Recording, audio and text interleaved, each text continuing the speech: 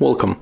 If you want to get this LED keyboard on your ZTE Axon 11 5G, for the first I'm going to load the application because I'm going to show you the way how to get it step by step.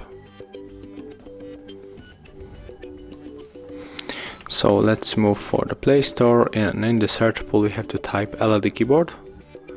Click to install. There's the application from the ZTE Studio, this one.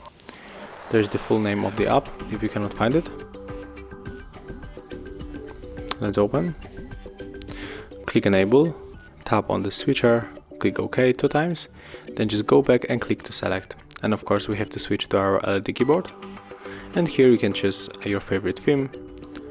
I think that this one is the best, so click on it, scroll down, click to save the keyboard.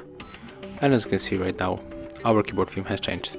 Thank you guys for watching, leave thumbs ups, comments and subscribe to our channel.